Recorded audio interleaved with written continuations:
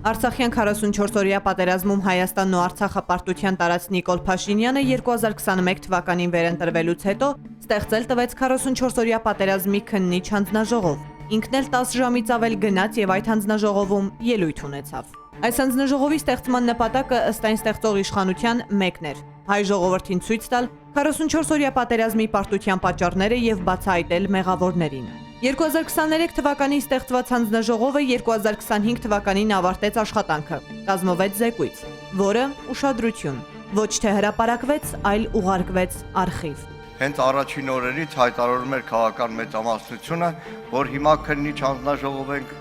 ձևավորելու, տեսեք ինչեր ենք բացահայտելու։ Երկար տևական ժամանակ այդ քննիչ հանձնաժողովը աշխատել է, որը ձևավորվել է Պաշտպանության եւ անվտանգության մշտական հանձնաժողովի հիմքի վրա, բայց իրավական տարբեր հիմնավորումներով այդպես էլ ազգային ժողովին չի ներկայացվել քննիչ հանձնաժողովի զեկույցը։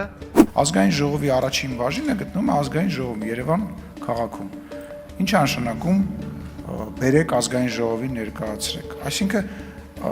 ես սա գնահատում եմ ուղղակի շարժման թեմա ու շատ վատ է, որ այդ թեման դառնա շարժման թեմա։ Այո, հենց այդպես կտրուկ, չի հրապարակվի եւ վերջ։ Ալեն Սիմոնյանի ասած, այդ առաջին բաժնին հայ ժողովուրդը հասանելիություն չունի։ 3 միլիոն վարչապետների համար այդ առաջին բաժնի դռները փակ են։ Հետևապես, ինչպես իրենց մի շարք խոստումների դեպքում ԿՊԱ-ականները խոստացան մի բան, արեցին հակառակը։ Այնպես էլ 44-օրյա պատերազմի զեկույցի հարցում խոստացան հրապարակել, բայց առանց հրապարակելու ուղարկեցին արխիվ։